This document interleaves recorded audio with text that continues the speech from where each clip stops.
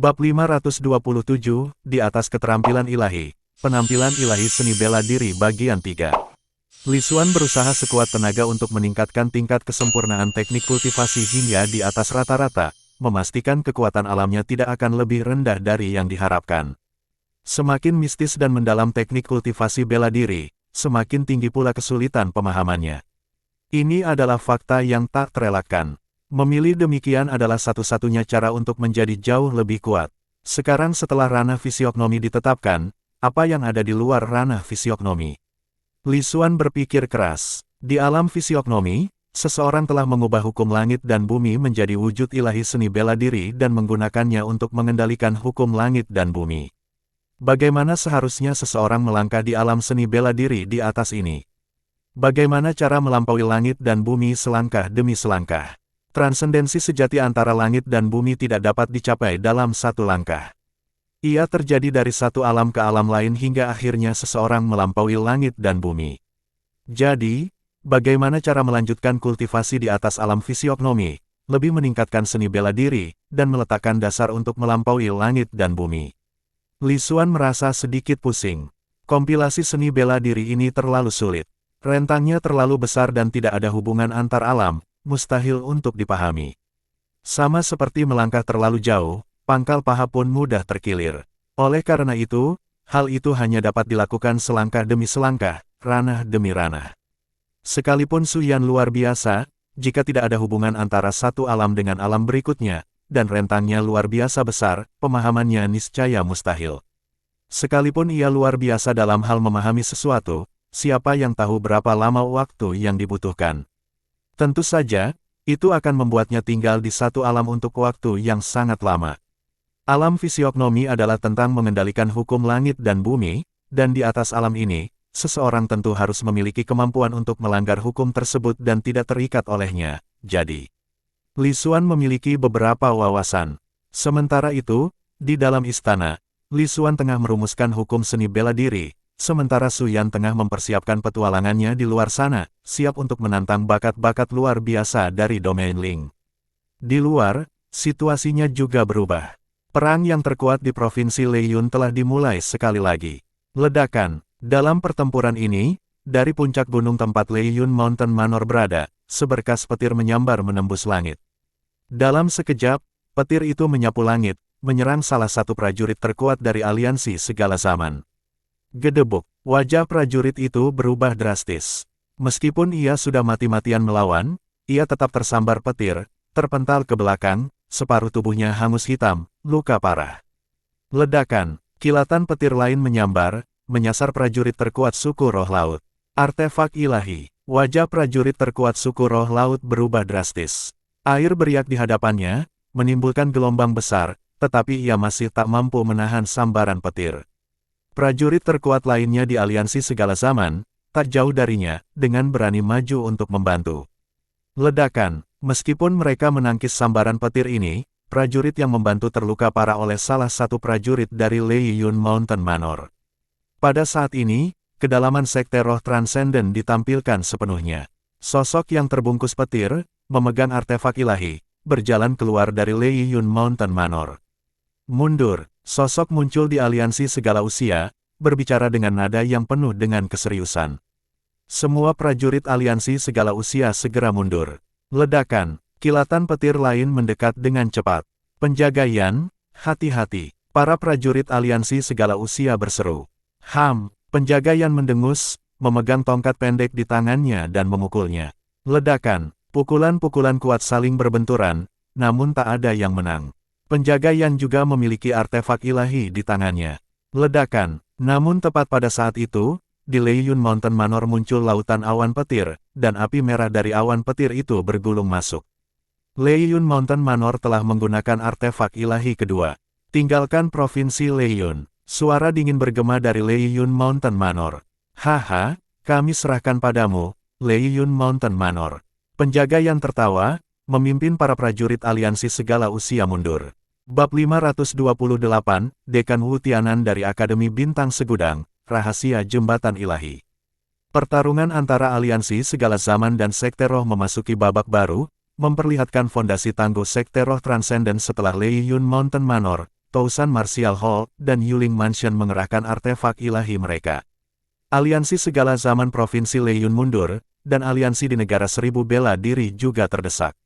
Namun, Istana Yuling di negara Qing, dengan menggunakan artefak ilahi Yuling, berhasil memusnahkan seekor binatang roh di atas tingkat ke-6, dengan paksa mengganggu binatang roh tersebut dan mengusirnya kembali ke pegunungan negara makam surgawi. Aliansi di negara bagian Qing dikalahkan, dan para pejuang terkuat mereka terluka parah. Situasi baru stabil ketika hierarki aliansi, Tan Wenlin, turun tangan secara pribadi, memungkinkan mundurnya pasukan dari negara bagian Qing. Sekte roh dari negara lain juga menunjukkan kekuatan mereka yang hebat, dengan serta-merta membalikkan keadaan yang sebelumnya merugikan mereka dan merebut kembali wilayah yang luas. Akan tetapi, Chen Zhu sudah berada di bawah kendali All Against Alliance, yang juga menguasai wilayah di negara bagian lainnya. Kedua belah pihak memasuki jalan buntu.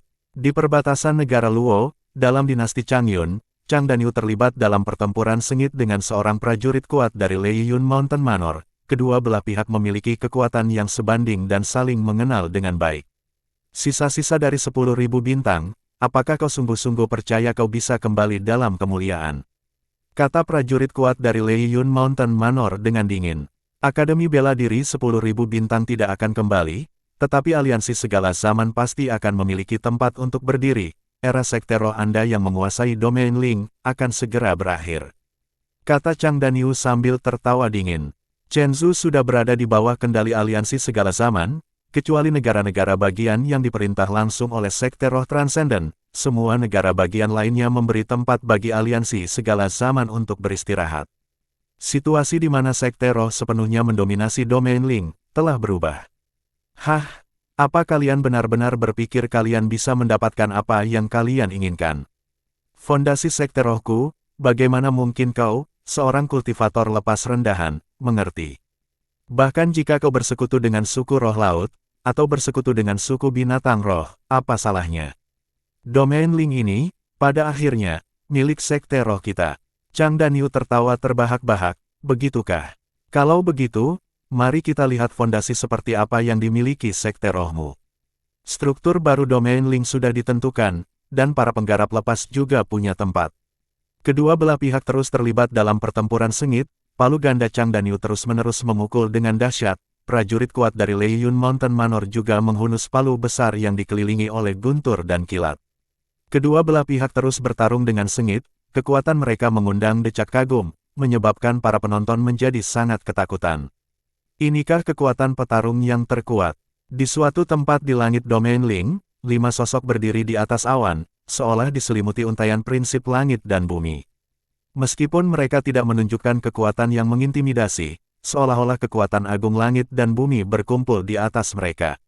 Tousan Martial Lord, Yuling Mansion Master, dan Manor Master of Leyun Mountain Manor, orang-orang terkuat dari 3 Transcendent Spirit Sect, memasang ekspresi dingin saat ini, menatap dua sosok di depan mereka. Tuan Kotafu, apakah kau benar-benar ingin jatuh dari anugerah dan berdiri bersama petarung lepas yang rendahan ini? Tousan Martial Lord menatap dengan muram ke arah laki-laki yang rambutnya diikat dengan mutiara ilahi laut biru, sambil memegang kipas lipat dengan ekspresi polos. Tuan Kotafu tampak tak berdaya, menggelengkan kepala, dan mendesah, aku tak punya pilihan lain, orang terkutuk ini pernah menipuku.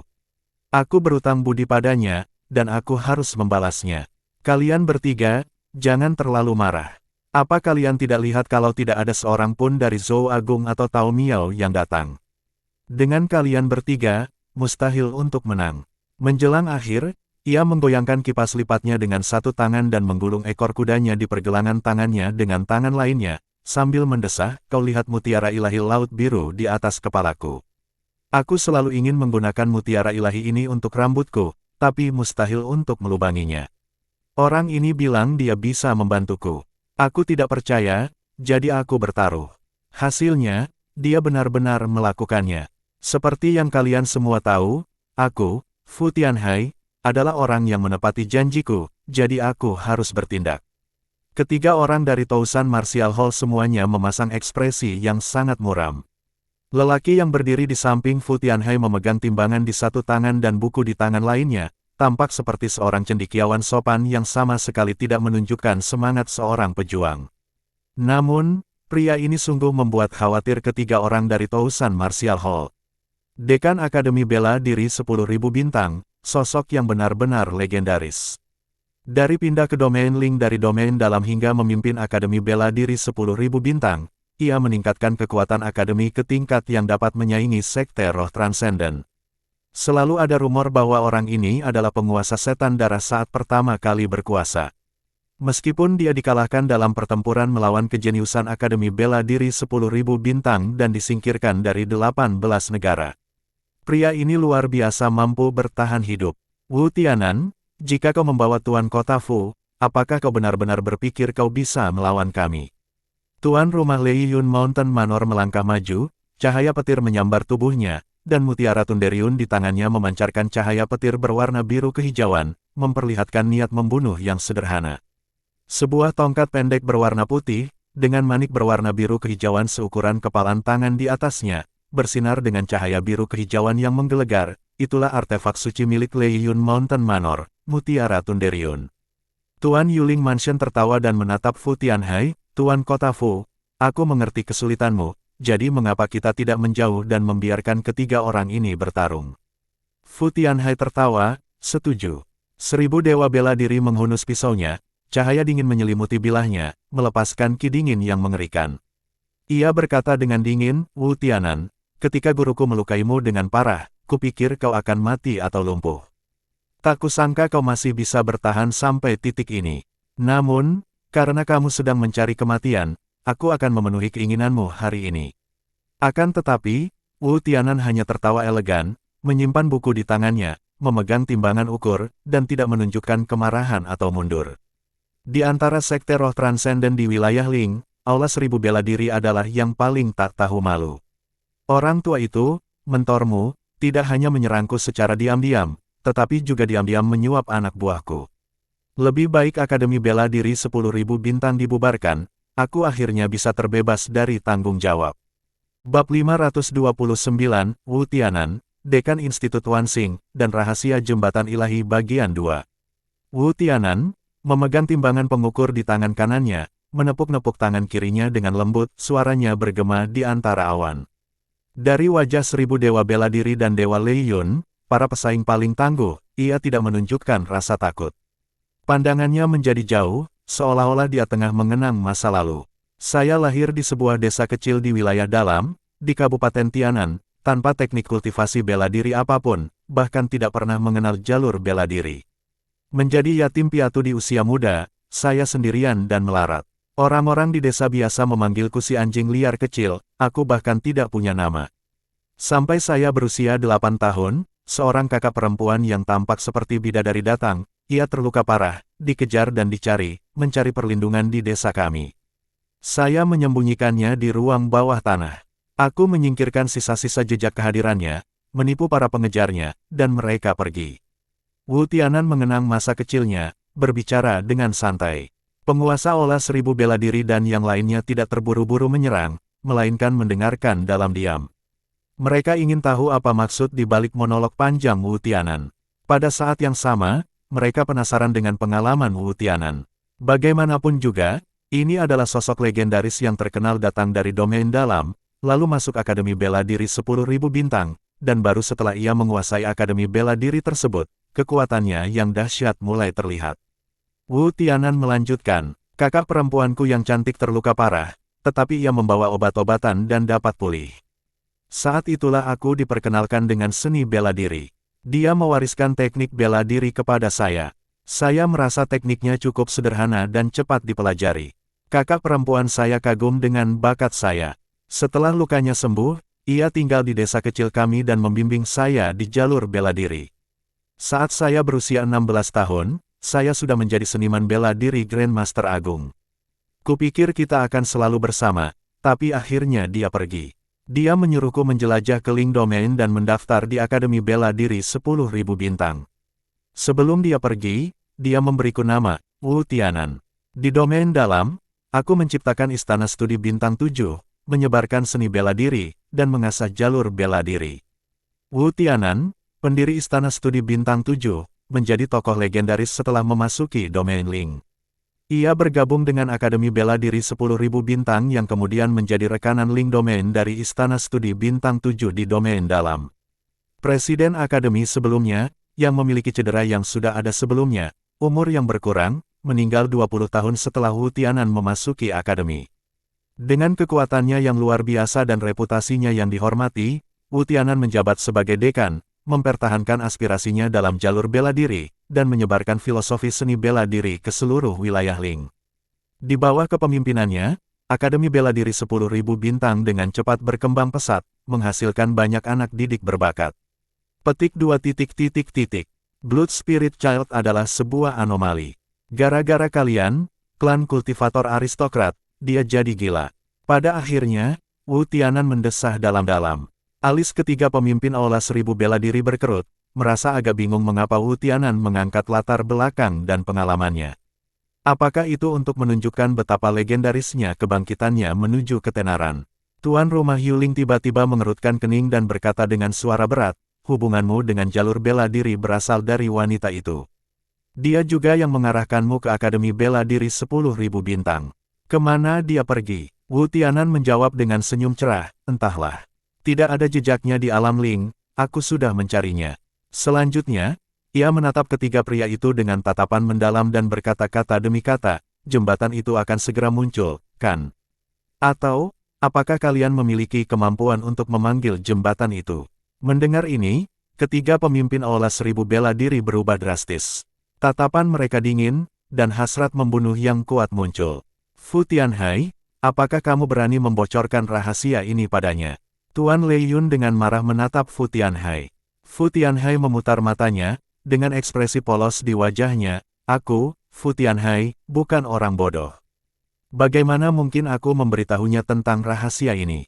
Bagaimana dia tahu tentang itu? Aku tidak tahu. 1000 Dewa Bela Diri kemudian mengangkat pisaunya sambil memancarkan aura pembunuh yang kuat. Wu Tianan, kau harus mati hari ini. Aliansi segala zaman juga harus dibasmi. Momentum Lord Lei Yun dilepaskan sepenuhnya, disertai gemuruh petir di sekelilingnya. Tuan Yuling Mansion mengangkat tangannya dan melambaikan tangan. Di kejauhan, seekor makhluk roh dengan cepat melarikan diri dari balik awan. Jadi, ini rahasia kalian para anggota Sekte Roh, yang hanya ada di tangan kalian. Saat Wu Tianan berbicara, ekspresinya tiba-tiba berubah dingin. Akademi Bela Diri sudah tidak ada lagi di 18 negara. Satu-satunya tujuan hidupku adalah mendaki jembatan ilahi itu dan melihat apakah orang yang kucari ada di sana. Siapa yang bisa menghentikanku? Siapa yang berhak menghentikanku? Meskipun aku bukan pendiri aliansi segala usia, Wen Lin bisa dianggap separuh muridku. Demi aliansi hari ini, aku akan berjuang untuk tempatnya. Ledakan. Pada saat ini, timbangan ukur Wu Tianan bersinar terang di tangannya. Di awan, di langit dan bumi, 9 kekuatan mistis tiba-tiba turun mengelilingi Wu Tianan. Pada saat ini, auranya mengalahkan ketiga lawan yang tangguh itu. Kamu, bagaimana ini mungkin? 3000 Dewa Bela Diri tiba-tiba mengubah ekspresi mereka, menatap Wu Tianan dengan ngeri. 9 aura kompleks, memancarkan cahaya redup, tampaknya mengandung kebenaran hakiki surga dan bumi. Fu Tianhai juga menatap Wu Tianan dengan kaget. Apakah dia benar-benar tumbuh sekuat ini? Apa yang mustahil? Aku sudah mencapai batas seni bela diri alam spiritual. Lihat saja apakah aku layak bertarung untuk memperebutkan tempat di aliansi segala zaman dan apakah aku cukup memenuhi syarat untuk mendaki jembatan ilahi itu. Wu Tianan mengayunkan timbangan ukurnya, memancarkan cahaya yang luar biasa dan bertarung sendirian melawan 3 kekuatan utama. Di atas awan, pertempuran sengit meletus. 1000 Dewa Bela Diri masing-masing menggunakan artefak ilahi mereka untuk bersama-sama menantang Wu Tianan, tetapi mereka masih kalah. Ketiganya memiliki 5 aura kompleks yang melilit mereka, 4 lebih sedikit dari Wu Tianan, yang dengan jelas menunjukkan perbedaan kekuatan. Keluarkan kekuatan sejatimu dari Sekte Roh Transenden dan lihat apakah aku, Wu Tianan, bisa mengalahkannya. Wu Tianan tampak acuh tak acuh dan dingin, sikapnya yang terpelajar dipadukan dengan aura kebiadaban. Dia mengayunkan timbangan pengukur, memaksa 3000 Dewa Bela Diri mundur.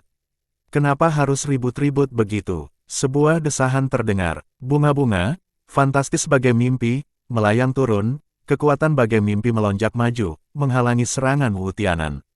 Sebuah siluet, diselimuti aura ilusi, melangkah santai ke depan. Meskipun raut wajahnya samar, jelas bahwa ia luar biasa cantik, melampaui semua wanita di dunia. 9 aura kompleks berputar di sekujur tubuhnya. Wu Tianan menarik kembali timbangan ukurnya, menatap hasil imajinasinya, ketenangan di wajahnya bercampur dengan sedikit kerumitan. Tidak berutang budi, juga tidak berutang budi. Mulai saat ini, aku adalah diriku sendiri. Hati bagaikan ilusi, dan orangnya pun bagaikan ilusi. Terlalu sia-sia. Sin Mengrou, aku tidak menyangka kau akan sampai sejauh ini. 3.000 penguasa bela diri menghela napas lega di tengah keterkejutan mereka. Sin Mengrou ternyata sudah sejauh ini. Kekuatannya tak kalah dari Wu Tianan. Sekte Roh Transenden masih memiliki keunggulan. Wu Tianan tahu rahasia jembatan ilahi. Dia tidak boleh dibiarkan hidup. Aliansi segala zaman juga harus dihancurkan. Tetua Sin, mari kita bergandengan tangan untuk membunuh Wu Tianan. 1000 dewa bela diri berbicara dengan hikmat. Akan tetapi, Sin Mengrou mengabaikannya, hanya dia memperhatikan Wu Tianan, tampak tengah berpikir keras. Wu Tianan tampak tenang, tetapi ada sedikit kerumitan dan desahan di matanya. Gadis lugu dan lincah yang biasa menipunya agar memberinya rahasia seni bela diri telah mengubah karakternya sepenuhnya karena kejadian yang tidak terduga. Aku pergi ke wilayah dalam dan membunuhnya, menguburkannya, dan membalas budi orang yang menyelamatkanku di wilayah dalam. Aku melahirkan seorang putri untuknya. Di dunia ini, aku tidak berhutang apapun kepada siapapun. Setelah dipikir-pikir, mungkin aku masih berhutang budi pada kepala sekolah, seperti rahasia bela diri yang kau berikan padaku, dan prinsip-prinsip bela diri yang kau jelaskan. Sekte Roh punya aturannya sendiri. Soal rahasia jembatan ilahi, karena kau tahu beberapa, kau harus tahu juga. Perselisihan antara aliansi segala zaman dan Sekte Roh dapat berakhir, dan pertempuran lebih lanjut hanya akan menyebabkan lebih banyak kematian. Mari kita lanjutkan sesuai aturan asli duel para jenius. Aku yakin dengan kehadiranmu, tak seorang pun di Sekte Roh akan berani melanggar aturan. Suara Sin Mengrou lembut, memberi orang perasaan seperti sedang bermimpi. Wu Tianan menghela napas, mengangguk tanpa berkata apa-apa. Anak roh darah akhirnya mati, dibunuh oleh Sin Mengrou. Penguasa 1000 bela diri menjadi cemas. Penatua Sin, ini rahasia Sekte Roh. Bagaimana mungkin kita membiarkan orang luar mengetahuinya? Aliansi segala zaman harus dimusnahkan. Duel jenius ini hanya lelucon.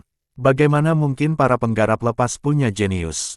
Sin Mengrou balas menatapnya dan berkata, kalau kau tidak terima, kau bisa melawan Wu Tianan. Kalau kau menang, kami akan melakukan apapun yang kau mau. Saya, Sang 1000 Dewa Perang terdiam. Tidak ada aturan di jembatan ilahi bahwa hanya orang-orang dari Sekte Roh yang bisa naik. Sekte Rohlah yang memegang kendali. Jika kau bisa membunuh kepala sekolah Wu, semuanya akan tetap sama. Kalau tidak, bagaimana kalau kepala sekolah Wu naik tahta? Kalau kau ingin memanggil jembatan ilahi, silakan saja. Aku tidak akan terlibat. Setelah Sin Mengrou selesai, sosoknya yang bagaikan mimpi melayang pergi. Bab 530, Bentrokan Bakat, Jalan Tak Terkalahkan Suyan. Sosok Sin Mengrou menghilang di balik awan, tetapi dia juga mengungkapkan sepotong informasi, bahwa Sekte Roh Transenden dapat menghadirkan jembatan ilahi sebelum waktunya. Wajah 3.000 dewa bela diri tampak muram tak terkira, kekuatan Wu Tianan ternyata luar biasa hebat. Untuk membunuhnya, akan sangat sulit. Dia pernah terikat oleh Akademi Seni Bela Diri, sekarang dia berdiri sendiri, benar-benar bebas, tanpa titik lemah, yang membuatnya menjadi ancaman besar bagi mereka. Sekalipun mereka menghabiskan sumber daya Sekte Roh Transenden, hal itu belum tentu menjamin kejatuhannya. Jika mereka memprovokasi dia, Sekte Roh Transenden akan menghadapi pembalasan yang mengerikan, tak seorang pun pengikut sekte, atau bahkan para petinggi yang telah memanfaatkan lingji surgawi bumi akan selamat. Bukankah persaingan antar anak ajaib itu luar biasa? Serahkan saja pada generasi muda. Lagi pula, apakah Sekte Roh Transenden takut pada kultivator lepas? Kalian semua telah menyebabkan kehancuran Akademi Bela Diri 10.000 bintang. Apakah Sekte Roh menjadi begitu lemah sehingga bergantung pada para jeniusnya? Fu Tianhai berbicara dengan lesu. Fu Tianhai, kamu, Kota Laut Biru juga milik Sekte Roh Transenden, apa maksudmu dengan membuat komentar mengejek ini? Tuan Lei Yun berteriak dengan marah. Kota Laut Biruku tidak seperti kalian semua. Kami berada di Laut Biru, bukan di 18 negara bagian. Kami tidak menindas para pembudidaya bebas seperti yang dilakukan sekte roh kalian. Di kota Laut Biru kami hanya mempertimbangkan bakat dan kekuatan, bukan latar belakang seseorang. Fu Tianhai membalas dengan mencibir. Wajah Tuan Lei Yun berubah gelap karena jengkel, diikuti oleh dengusan dingin. Waktunya hampir tiba untuk konferensi bela diri sekte roh, anggap saja aliansi segala zaman sebagai bagian darinya. Jika sekte roh mampu, mereka seharusnya mengalahkan semua orang dari konferensi bela diri aliansi segala zaman. Dengan cara ini, tidak akan ada keajaiban dari aliansi segala zaman yang naik ke jembatan ilahi. Fu Tianhai melamar dengan ceria. Bagaimana? Saranku bagus, kan?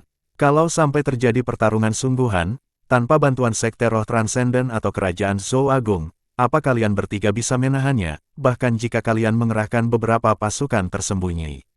Menjelang akhir ucapannya, Fu Tianhai mengalihkan pandangannya ke arah Tousan Martial Lord, dan berkata sambil tersenyum, bukankah sudah waktunya bagi Tousan Martial Hall untuk turun dan menantang para jenius dari Spirit Sect di Ling Domain?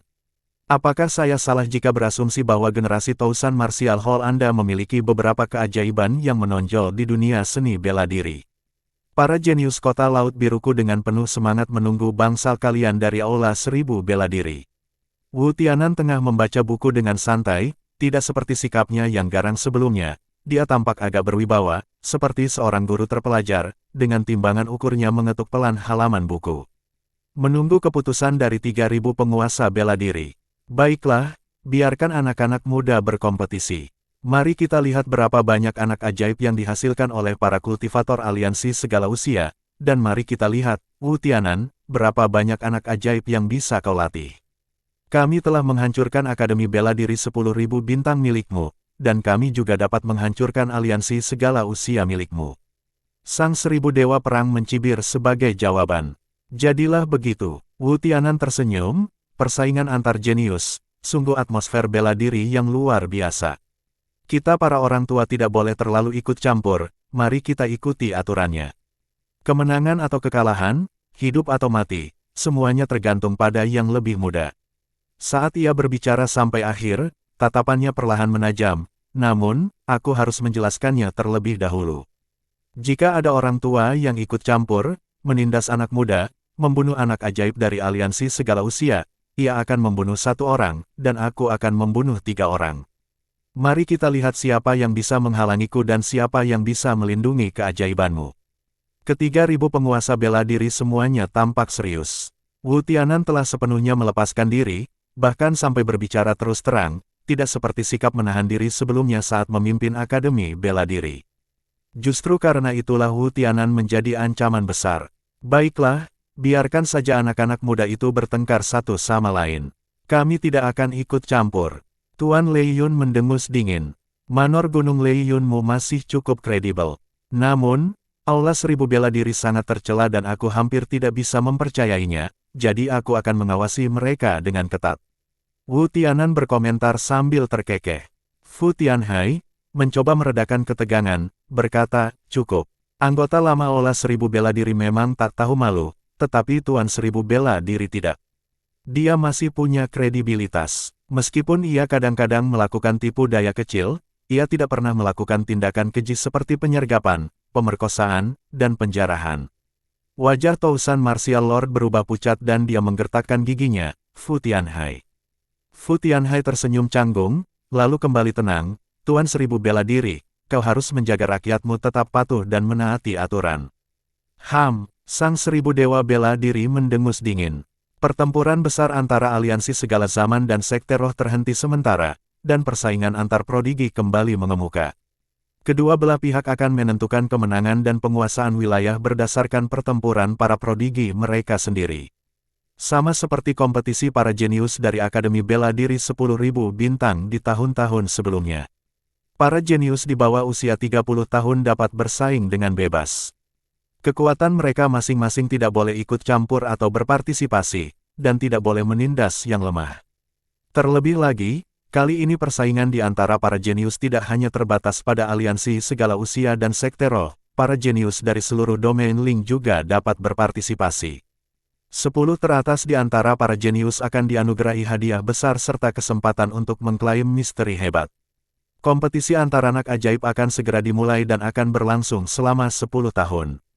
Saat kompetisi di antara para jenius kembali digelar, beberapa sekte mengintensifkan upaya mereka untuk membina para jenius dan mulai merekrut kultivator lepas dengan bakat luar biasa untuk mewakili sekte dalam pertempuran dan menerima pelatihan dari sekte tersebut. Tampaknya para petani lepas di seluruh dunia mendapat kesempatan untuk mengubah nasib mereka. Karena kekuatan sekte-sekte tersebut dan keinginan yang mengakar kuat untuk mengendalikan domain Ling, banyak kultivator bebas dengan bakat luar biasa yang tetap memilih untuk bergabung dengan sekte-sekte tersebut dan menjadi salah satu dari mereka, melihatnya sebagai kesempatan untuk naik dari kelas bawah ke kelas atas. Bab 531, Bentrokan Bakat, Jalan Tak Terkalahkan Su Yan Bagian 2. Sedangkan untuk aliansi segala usia, tidak ada perkembangan yang signifikan. Bahkan, tidak ada satupun pejuang terkemuka yang dilaporkan muncul darinya. Namun, nama-nama para jenius terbaik dari berbagai sekte dan keluarga di alam roh mulai tersebar. Orang-orang mulai mengenal nama-nama ini, seiring sekte-sekte roh meletakkan dasar bagi bentrokan para jenius yang akan segera terjadi. Meski demikian, para jenius dari sekte roh transenden terkemuka masih belum diketahui. Di sisi lain, nama-nama beberapa orang jenius dari sekte bawahannya mulai bermunculan. Contohnya, Cai Yunhong, anak ajaib dari dinasti Awan Zamrud, bawahan Lei Yun Mountain Manor, memiliki tubuh pertama dari 10 tubuh kekuatan ilahi dan merupakan manusia surgawi dewa pemurni. Yu Changfeng, anak ajaib paling berbakat saat ini di Suotzai, sebuah sekte roh yang berada di bawah Tousan Martial Hall, juga merupakan seorang dewa pemurnian manusia surgawi. Pisau, senjata, tinju, 3 keajaiban kelompok, Wutu, Luyi, Bao Seng dari Menara 3 kelompok, sekte roh yang berada di bawah Balai Bela Diri 1000. Sekte-sekte roh jelas sedang membangun momentum. Para seniman bela diri senior sepertinya masih ingat gejolak serupa dari masa ketika bentrokan antar suksesor merupakan hal yang lumrah. Hal ini mengingatkan mereka pada era seni bela diri antar sekte roh. Obrolan baru saja mereda ketika peringkat keajaiban muncul. Namun, daftar 1000 keajaiban teratas dari alam roh masih kosong. Agar seorang anak ajaib dapat bergabung dengan daftar elit ini, mereka harus meraih kemenangan atas anak ajaib lainnya. Hanya mereka yang kalah meskipun berada dalam status dewa pemurni manusia surgawi yang dapat ikut serta dalam pertarungan antar anak ajaib. Mereka yang berada di bawah dewa pemurnian manusia surgawi tidak lagi dianggap layak untuk berpartisipasi dalam pertempuran besar ini. Situasi di alam roh berubah dengan cepat.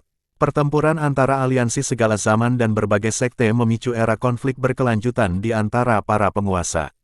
Semua yang mengarah pada gencatan senjata mendadak dan dimulainya bentrokan para keajaiban, semuanya terjadi dalam waktu singkat. Pengungkapan bentrokan para keajaiban yang diikuti oleh persiapan sekte-sekte roh dan rilis peringkat para keajaiban, semuanya terjadi dalam waktu kurang dari setengah bulan. Sementara itu, berita itu telah sampai ke kediaman Li Xuan.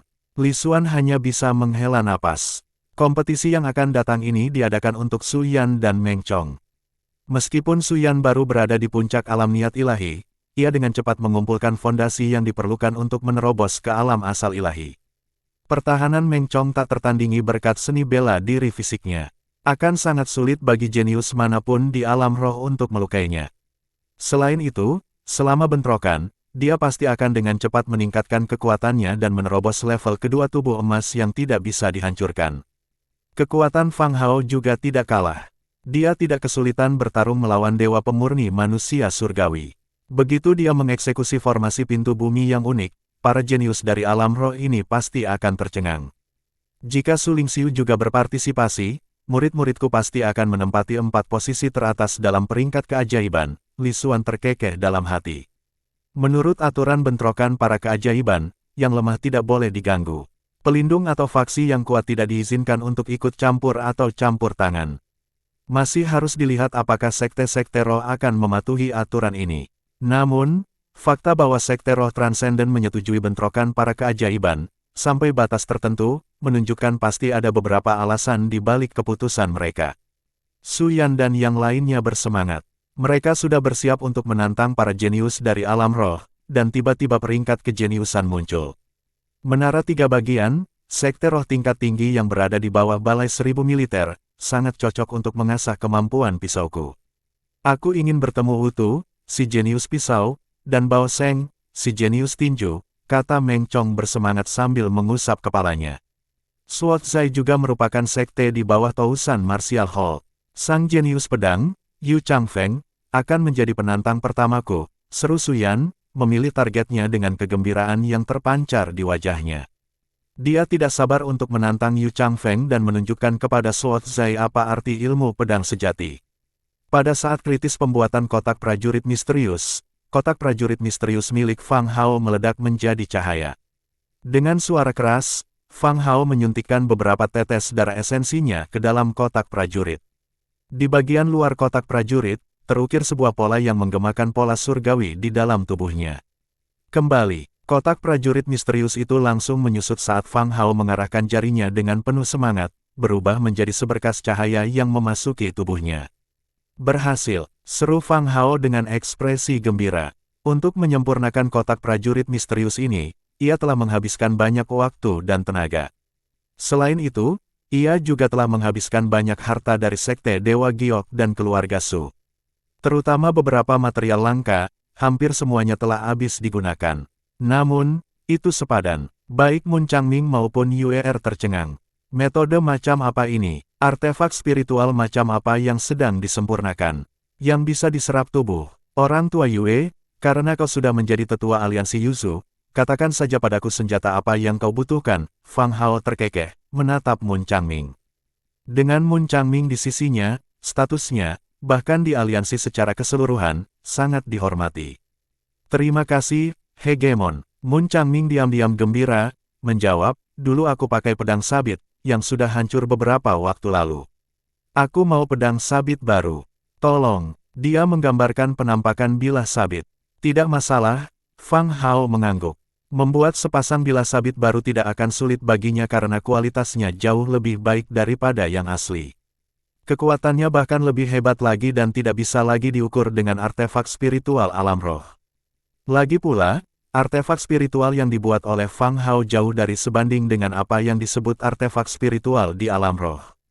Aku juga mau satu. Aku juga mau satu. Yue berkata dengan bersemangat. Dia mengeluarkan beberapa bahan pemurnian artefak dari kantong penyimpanannya dan berkata, aku punya ini untuk pemurnian.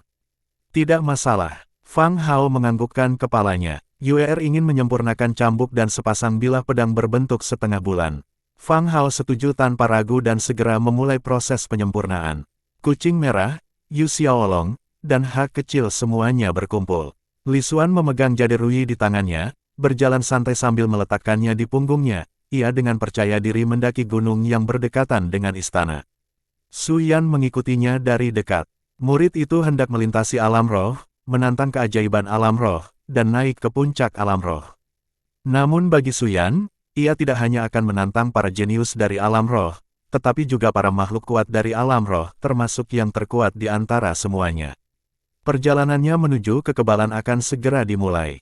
Itulah sebabnya Li Xuan hendak mewariskan alam yang berada di atas alam keterampilan ilahi kepada Su Yan. Ini akan memberinya kesempatan untuk memahaminya saat ia memulai perjalanannya menuju keabadian. Alam fisiognomi melibatkan pengendalian hukum langit dan bumi. Itulah penampakan ilahi dalam seni bela diri. Di atas alam fisiognomi, seseorang tidak dapat melampaui langit dan bumi.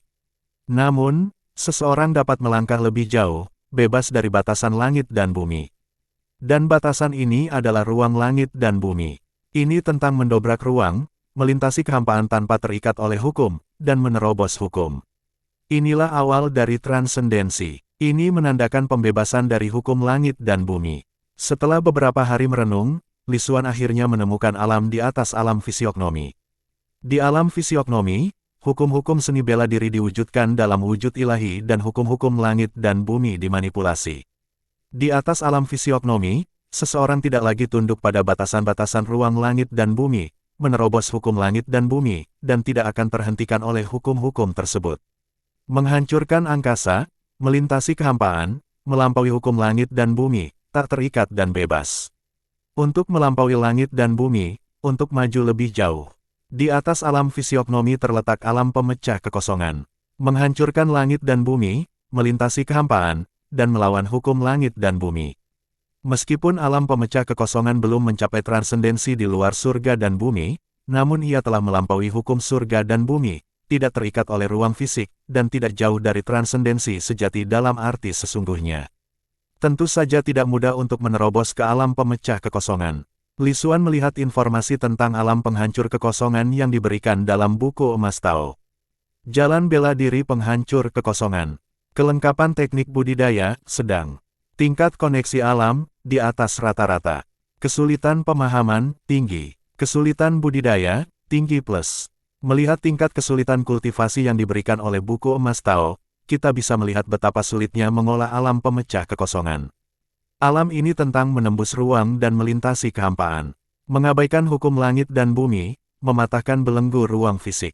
Namun, Li Xuan memiliki keyakinan pada Suyan. Meskipun kesulitan kultivasinya tinggi, selama dia memahaminya, dia seharusnya dapat menerima umpan balik dari buku emas Tao dan menerobos ke alam pemecah kekosongan. Sedangkan Suyan, begitu dia memahaminya, dia bisa mempraktikkannya.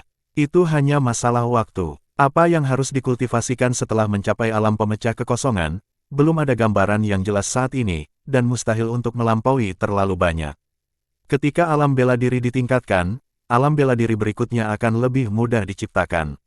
Untuk saat ini, serahkan saja alam fisiognomi dan alam penghancur kekosongan.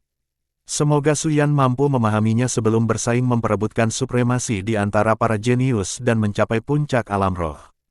Li Xuan berpikir dalam hati. Dia telah menciptakan seni bela diri berikutnya untuk dilatih Suyan, tetapi dia belum menyelesaikan latihan pasca kultivasi untuk seni bela diri fisik Meng Chong, dan kultivasi di atas tubuh emas yang tidak dapat dihancurkan pada hari besar. Dia hanya bisa menundanya untuk saat ini. Lagi pula, Meng Chong masih jauh dari menyempurnakan 3 lapis tubuh emas abadi di hari besarnya. Dia punya banyak waktu untuk perlahan-lahan merenungkan masalah-masalah kultivasi lanjutan dari seni bela diri fisik. Murid, kau tidak sabar lagi, kau ingin sekali bertemu dengan para jenius dari alam roh, bukan? Li Xuan berkata sambil tertawa ringan. Ya, Guru, Suyan berkata dengan antusias. Bab 532, Keterampilan Ilahi, Jimat Giok, masing-masing di jalannya sendiri. Li Xuan tampak santai, tersenyum, dan berkata, perjuangan para jenius adalah menjelajahi dunia Ling Domain, bertemu para pejuang tangguh dunia, dan menempa diri dalam pertempuran seni bela diri. Inilah jalanmu yang tak terkalahkan. Pertarungan dalam seni bela diri membantu Anda dengan mudah memahami dan mengumpulkan kekuatan Anda sendiri. Karena kamu telah memahami seluk-beluk keterampilan ilahi, guru akan mengajarkanmu hukum seni bela diri, yang lebih unggul daripada keterampilan ilahi, hari ini. Mendengar ini, kegembiraan Suyan tak terbendung. Guru, aku pasti akan memahami hukum seni bela diri selama pertikaian para jenius, dalam pertempuran seni bela diri. Li Xuan berseri-seri, muridku begitu percaya diri, dan aku sangat senang. Tapi, jangan terlalu terobsesi. Dengan melangkah maju selangkah demi selangkah, kau akhirnya bisa mencapai puncak. Ya, Guru, Suyan mengangguk. Li Xuan tidak meragukan Suyan, murid kesayangannya. Suyan memiliki pemahaman yang luar biasa, pikiran yang cemerlang, temperamen yang terukur, dan kemahiran bela diri yang luar biasa. Alam keterampilan ilahi mewakili hukum seni bela diri individu. Di atas keterampilan ilahi terdapat kekuatan untuk memanfaatkan hukum langit dan bumi demi keuntungan pribadi, dan tidak dibatasi oleh hukum langit dan bumi. Bagaimana mungkin mereka yang telah melampaui dunia terikat oleh hukum langit dan bumi, atau menjadi lebih rendah darinya? Karena itu, gunakanlah hukum itu dan janganlah dibatasi olehnya. Li Xuan mengucapkan setiap kata dengan hikmat. Suyan tercengang, guru memang telah melampaui langit dan bumi. Hanya dengan lambaian jari gurunya, langit dan bumi akan bergetar. Oleh karena itu, gurunya menyembunyikan wilayah kekuasaannya, berperilaku seperti orang biasa, jarang mengerahkan kekuatannya, dan hanya bertarung melawan lawan dari wilayah yang sama jika ia melakukannya. Jadi, apakah akhir dari perjalanan seni bela diri adalah tentang melampaui langit dan bumi? Tidak, kata guru, jalan bela diri itu tak berujung. Melampaui langit dan bumi bukanlah tujuan akhir seni bela diri. Suyan berpikir dengan aspirasi yang menggetarkan. Saya akan menetapkan tujuan untuk melampaui langit dan bumi dalam 100 tahun. Pada saat ini, Su Yan menetapkan tujuan seni bela diri. Dalam 100 tahun, melampaui langit dan bumi.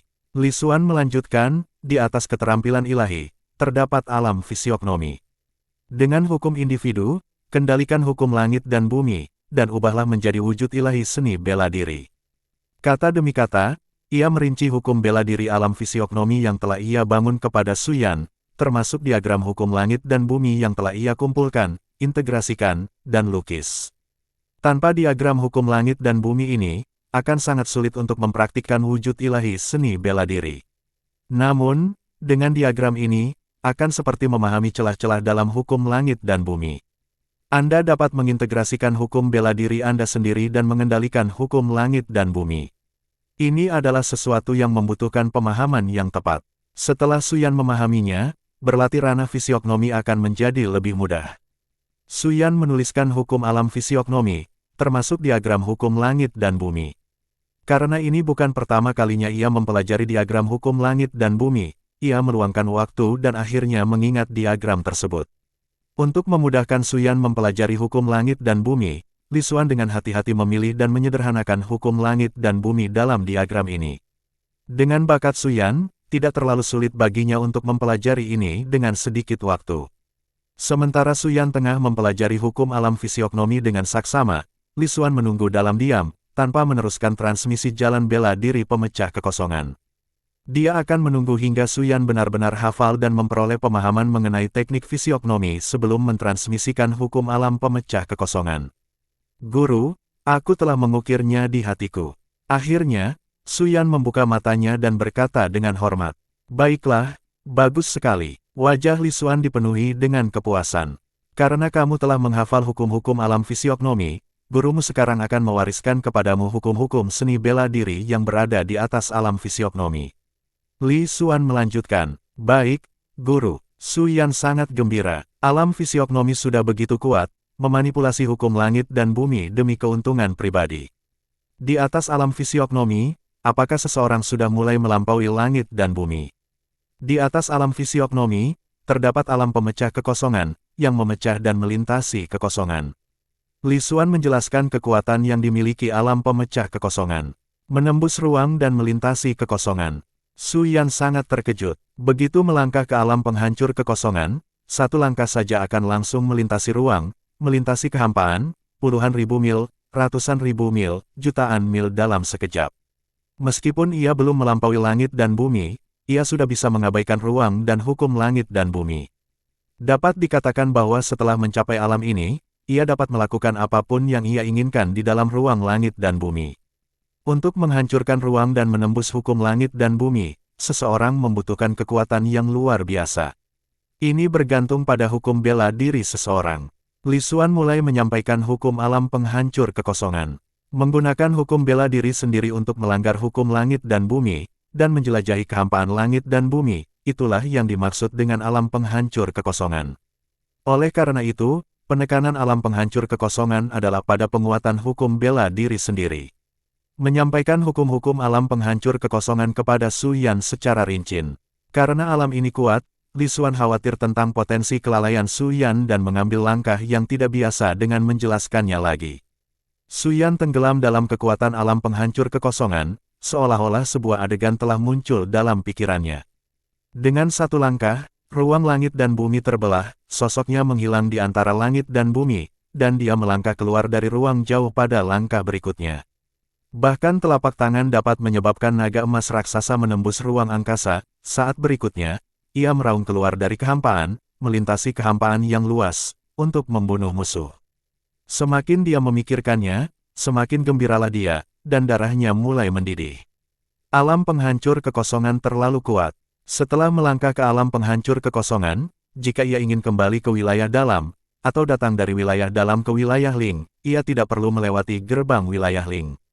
Ia dapat langsung melintasi ruang hampa. Guru, saya ingat. Su Yan menahan kegembiraannya dan menanggapi dengan hormat. Li Xuan mengangguk, tampak sangat puas. Setelah mengajarkan hukum seni bela diri, Li Xuan berbalik dan pergi, memberi kesempatan kepada Su Yan untuk lebih memahami dan mencerna pengetahuan tersebut tanpa gangguan. Bab 533, Keterampilan Ilahi. Jimat Giok, masing-masing di jalannya sendiri bagian 2. Tujuan besar seni bela diriku bergantung padamu. Li Xuan berpikir penuh harap. Jika aku mencapai alam penghancur kekosongan, seberapa kuatkah aku? Li Xuan diam-diam merasa gembira.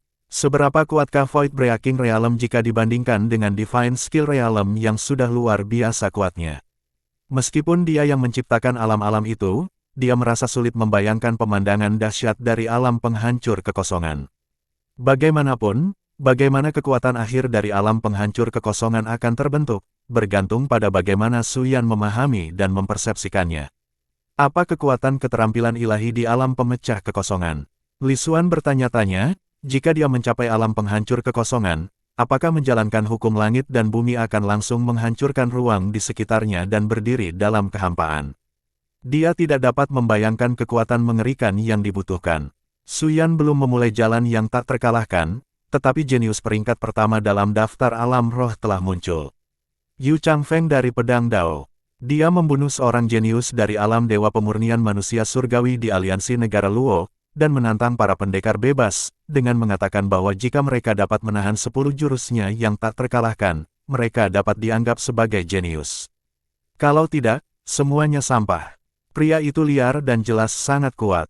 Setelah Yu Changfeng bergerak, Wu Tu dari 3 menara tak terkalahkan juga ikut beraksi, menantang kejeniusan aliansi segala usia dan mengalahkan lawannya dengan meyakinkan. Momentum Sekte Roh melonjak seketika, dan suara-suara yang mencemooh para kultivator jenius independen tidak ada habisnya. Pertempuran para jenius telah resmi dimulai. Akan tetapi, kejeniusan Sekte Roh Transenden belum turun dari gunung atau bahkan namanya diumumkan. Semua orang tahu bahwa para jenius teratas dari Sekte Roh Transenden semuanya adalah tubuh spiritual. Hanya mereka yang memiliki bakat tubuh spiritual yang dapat didaftarkan di antara para jenius teratas dari Sekte Roh Transenden. Dunia bela diri alam spiritual ramai, tetapi Yuzu tetap tenang. Kematian Huang Liang tampaknya tidak menimbulkan banyak dampak di mata Tousan Martial Hall. Huang Liang dibunuh oleh tokoh kuat dari All Ages Alliance, dan tidak ada balas dendam berikutnya dari individu yang sama kuatnya terhadap Yuzu. Pada hari ini, Su Yan akan menantang kejeniusan alam roh untuk mempersiapkan terobosannya ke alam asal ilahi. Meng Chong melakukan hal yang sama. Meskipun pertempuran para jenius memiliki aturan, ada banyak orang yang tidak tahu malu di dunia ini yang sombong, terutama di dalam Sekte Roh. Meskipun aku tidak akan bertindak, aku bisa memberimu perlindungan. Li Xuan berkata kepada murid-muridnya yang berdiri di depannya. Dengan lambaian tangannya, 4 jimat giok muncul.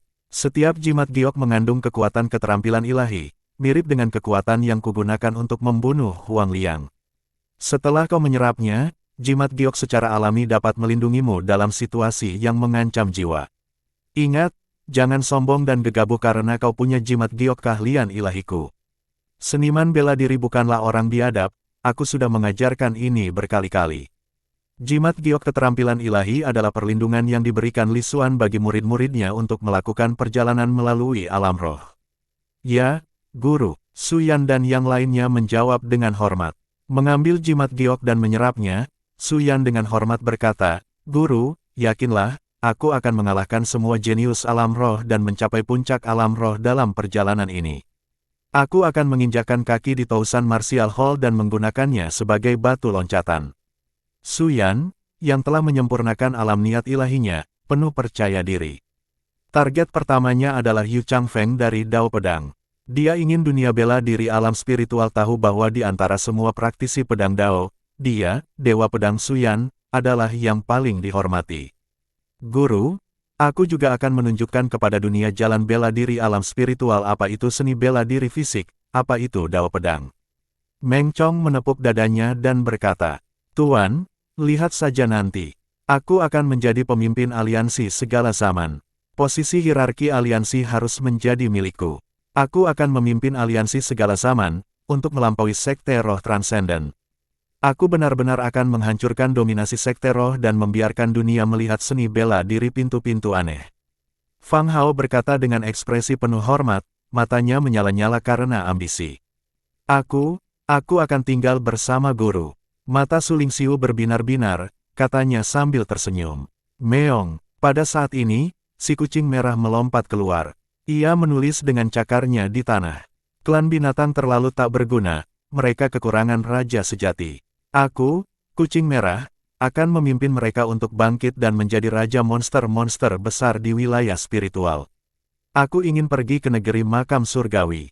Setelah menuliskan kata-kata itu, Kucing Merah menggosokkan kepalanya ke pergelangan kaki Li Xuan sambil mengeluarkan suara mengeong yang lucu. Mulut Li Xuan berkedut, dia mengangkat tangannya dan memukul kepala Kucing Merah dengan jade ruyi dan berkata, "Kamu harimau, bukan kucing." Kucing Merah berhenti mengeong dan malah mengeluarkan raungan harimau yang dalam.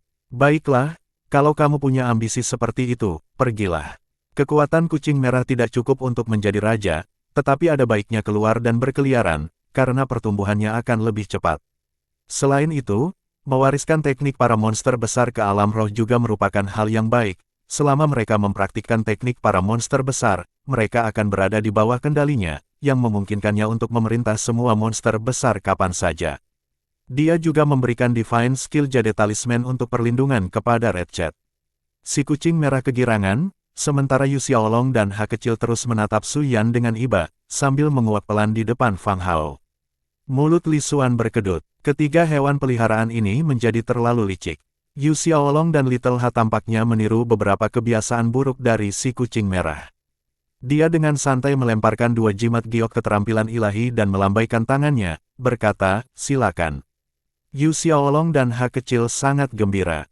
Setelah bersujud dengan hormat, mereka berlari di belakang Kucing Merah, tampak siap mengikuti seorang pemimpin besar.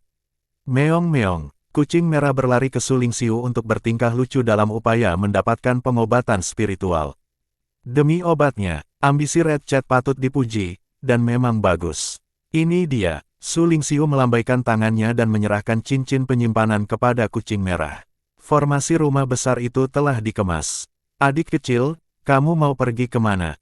Su Yan bertanya pada Meng Chong. "Aku akan mencari Wu Tu dari Menara Sanjue. Aku ingin melihat seberapa mahir dia menggunakan pisau." Meng Chong menyeringai sinis. "Aku pergi mencari Yu Changfeng." Su Yan mengangguk, melangkah maju, dan menghilang ke dalam rumah besar itu. Meng Chong juga melayang ke udara dan menghilang dalam sekejap mata. Fang Hao, ditemani oleh Mun Changming, menuju markas besar aliansi Yuzhou di Zhou untuk secara resmi mengumumkan posisinya sebagai pemimpin aliansi dan berpartisipasi dalam perebutan supremasi di antara para jenius. Kucing Merah, bersama Yu Xiaolong dan Ha Kecil, juga segera pergi. Sejak mereka memasuki alam roh, mereka akhirnya, pada hari ini, menuju masa depan masing-masing, berjalan di jalan mereka sendiri. Yuer tidak mengikuti kakeknya, tetapi tinggal bersama Su Lingxiu. Li Xuan merasakan emosi yang meluap-luap dalam dirinya. Murid-muridnya akhirnya menempuh jalan mereka sendiri. Bahkan Kucing Merah, yang dulunya peliharaan, kini memiliki impian yang ambisius. Dari keempat muridnya, hanya Su Lingxiu yang tersisa di sisinya. "Guru, apakah kami akan tetap tinggal di sini?" Su Lingxiu bertanya sambil mengedipkan matanya. Dia ingin pergi, dia tidak ingin terus hidup menyendiri di rumah besar itu. "Kau ingin praktik kedokteran, kan? Kalau begitu, ayo kita pergi ke negara bagian Luo. Setelah pertempuran besar, ada banyak orang terluka di sana, lebih dari cukup bagimu untuk mengasah kemampuan bela dirimu." Li Xuan tersenyum dan berbicara. Alam roh begitu luas, mereka harus bepergian dan menjelajahinya sedikit. "Ya, Guru." Su Lingxiu sangat gembira, siap untuk mulai berkemas. Xier, Zhou Ying, dan Meng Susu semuanya merasa agak tertekan. Mereka terlalu lemah untuk keluar, mereka bisa mati kapan saja. Kapan kita akhirnya akan mencapai keadaan niat ilahi? Meng Susu mendesah. Sekalipun mereka berhasil mencapai alam niat ilahi, mereka tidak akan memiliki kekuatan untuk menjelajahi alam roh. Lagi pula, mereka bukanlah Su Yan atau Meng Chong, dan tidak memiliki kekuatan sekuat itu. Yuer juga sangat gembira. Ia dan Su Lingxiu telah menjadi sahabat karib, dan Yuer juga sedang belajar ilmu pengobatan, ingin sekali membantu Su Lingxiu. Lagi pula, dia tidak lemah. Pada tahap awal menjadi dewa pemurnian manusia surgawi, dia dapat mengalahkan manusia biasa pada tahap tengah dan bahkan mampu menahan dewa pemurnian manusia surgawi biasa pada tahap akhir. Bagaimanapun, dia dianugerahi tubuh spiritual. Li Xuan tiba-tiba menyesal telah melepaskan Kucing Merah. Ia kekurangan tunggangan sekarang. "Tuan, tanpa Kucing Merah, apa yang akan kita lakukan?" Su Lingxiu juga memikirkan masalah ini. Tanpa Red Chat, Master tidak memiliki tunggangan. Lupakan saja, ayo jalan saja. Li Xuan mendesah dan dengan ekspresi tak berdaya, mengemasi kursinya, memainkan jade Ruyi di tangannya, lalu berjalan pergi. Su Lingxiu dan Yue Er mengikutinya dari dekat. Xier, Zhou Ying, dan Meng Susu mengikuti dengan langkah mantap, merasa sangat tak berdaya. Mereka lemah, lamban, dan perlu dirawat. Menjadi lemah adalah perasaan yang mengerikan. Mereka juga merindukan Red Chat. Seandainya Red Chat ada di sana, mereka tidak akan menghadapi masalah ini. Di luar kota Kekaisaran Zheng, istana tampak kosong. 3 hari kemudian, Kaisar Zheng baru masuk dengan hati-hati. Setelah memastikan tidak ada orang di sana, ia menghela napas lega. Lagi pula, hidup berdampingan dengan makhluk tangguh yang mirip iblis dewa membuatnya gelisah setiap hari, takut bencana akan terjadi kapan saja. Sekarang orang itu telah pergi, hatinya akhirnya tenang. Di Yuzu, Li Xuan dan rombongannya berjalan-jalan santai, menikmati pemandangan alam roh. Sesekali, Su Lingxiu akan memetik ramuan spiritual apapun yang mereka temukan. Ketika mereka menemukan kota besar, mereka akan masuk dan berkeliling. Topik hangat di antara para seniman bela diri adalah kompetisi jenius, dan semua orang berfokus pada para jenius sekte roh. Mereka tidak punya banyak harapan untuk aliansi segala usia. Karena mereka harus menjaga Xier dan yang lainnya, kemajuan mereka tidak cepat. Mereka masih jauh dari mencapai negara Luo, ketika suatu hari, seekor binatang spiritual terbang melintasi langit. Li Xuan mendongak dan tersenyum. Dia telah menemukan tunggangan. Bab 534, Zhu Xingzeng menjual binatang spiritual. Di seberang langit, seekor rusa bintang ungu bertanduk emas yang ajaib bersinar dalam aura yang agung. Rusa itu tampak diselimuti lapisan cahaya ungu. Di punggungnya duduk seorang pemuda. Cantik, sedikit gemuk, dengan senyum polos di wajahnya. Mengendarai makhluk ajaibnya, Zhu Xingzeng bergumam dalam hati, aliansi Yuzu terlalu lemah. Orang itu, Yu Gao, sungguh sia-sia. Aku tak percaya aliansi utama mengirimku ke Yuzu untuk mengintimidasi para jeniusnya. Jenius macam apa yang akan muncul dari tempat terpencil ini, Yuzu? Musuh bebuyutanku adalah Cui Huayu. Orang-orang tua di aliansi utama bahkan tidak tahu siapa jenius yang sebenarnya. Aku, Zhu Xingzeng, pasti akan masuk dalam daftar jenius. Mengirimku ke Yuzu adalah keputusan yang sepenuhnya buta. Meski wajahnya menyeringai konyol, Zhu Xingzeng diam-diam menjelek-jelekkan dan mengeluh tentang orang-orang tua dari aliansi utama. Tiba-tiba, Zhu Xingzeng melihat seseorang melambai padanya dari tanah di bawah. Apakah orang ini tidak sadar bahwa ia sedang menunggangi makhluk ajaib tingkat ke-6 dan masih berani melambai? Hei, kedua gadis itu sungguh menakjubkan. Mungkin mereka sedang dalam masalah. Aku harus pergi membantu mereka, pikir Zhu Xingzeng. Zhu Xingzeng menunggangi rusa bintang ungu bertanduk emas mendatangi kelompok Li Xuan.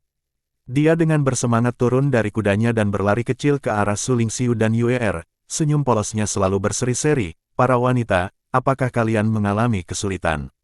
Su Lingxiu dan Yue Er hanya menatapnya dengan tak percaya. Dia tampak terlalu polos untuk berpura-pura. Lagi pula, sikapnya yang terlalu ramah tidak menunjukkan niat jahat. Li Xuan sudah mengitari rusa bintang ungu bertanduk emas. Semakin ia memandanginya, semakin ia merasa puas. Rusa ini, dengan tanduk emasnya yang dihiasi bintik-bintik ungu, memancarkan cahaya ungu redup. Itu adalah makhluk ajaib tingkat ke-6 yang cukup layak untuk ditungganginya tanpa menodai status ahlinya yang terkenal di dunia. Hei, bocah gendut, berapa harga makhluk ajaib ini? Li Xuan menarik Zhu Xingzeng menjauh dari murid-muridnya yang hendak didekatinya. Tidak untuk dijual, Zhu Xingzeng segera menjadi berhati-hati.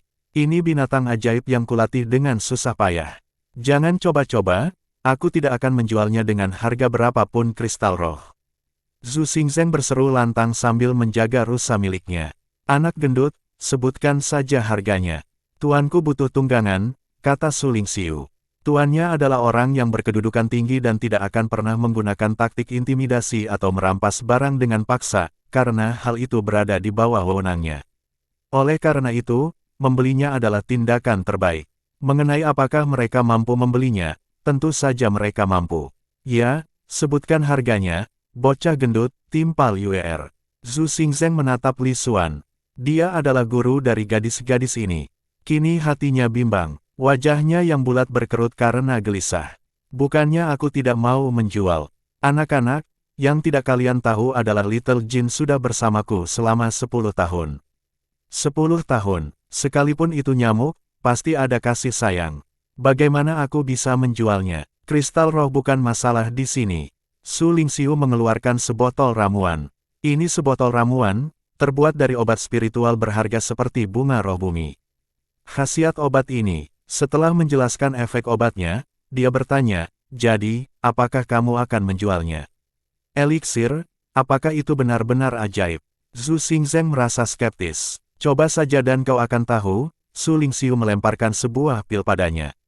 Zhu Xingzeng memeriksa pil itu. Raut wajahnya berubah serius. Ia merasa pil ini bukan pil biasa, seolah-olah mengandung khasiat ajaib. Dengan tegas, ia melemparkan pil itu ke mulut rusanya. Jin kecil, cepat makan. Jangan buang-buang. Li Xuan, yang sedang menonton, merasa lucu. Anak laki-laki gemuk ini cukup lucu. Ekspresi Su Lingxiu sedikit muram. Si brengsek ini takut pil itu beracun. Ia bercerita tentang ikatannya yang erat dengan makhluk ajaibnya, tetapi tanpa ragu, ia menggunakannya untuk menguji obatnya. Setelah rusa bintang ungu bertanduk emas menelan pil itu, jiwa ilahinya tiba-tiba menjadi lebih aktif. Enak, enak, jiwa ilahiku terasa lebih segar dan terangkat. Bintik-bintik ungu di tubuhnya berkilau lebih terang. Melihat ini, mata Zhu Xingzeng langsung berbinar. Apakah pil itu memang ajaib? Matanya terpaku pada botol pil di tangan Su Lingxiu, dan ia tak kuasa menahan hasratnya. Nona, satu botol obat ini, agak terlalu sedikit, ya. Makhluk ajaibku adalah binatang tingkat 6. Lihat warna kulitnya, bentuk tubuhnya, betapa menakjubkannya menungganginya. Sungguh bergengsi. Su Lingxiu tak kuasa menahan tawa, ada 12 pil dalam satu botol, tidak kurang. Pil-pil ini cukup langka. Bahkan dengan pengobatan spiritual, butuh waktu bertahun-tahun untuk menyempurnakan beberapa pil saja. Mendengar ini, Zhu Xingzeng merasa masuk akal. Dengan efek ajaib seperti itu, ramuan itu tentu tidak mudah dibuat. 12 eliksir dalam satu botol seharusnya cukup untuk membuat jiwa ilahinya lebih kuat, bahkan mungkin menembus alam minor.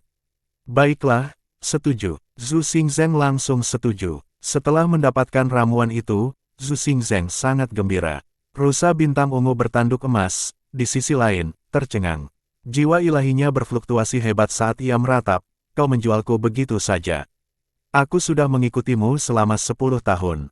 10 tahun. Ia menghentakkan kukunya di tanah dengan marah, tampaknya kesal dan tidak puas, merasa dikhianati. Li Xuan terdiam. Zhu Xingzeng meletakkan telapak tangannya di kepala rusa itu, wajahnya serius. Jin kecil, aku melakukan ini demi kebaikanmu sendiri.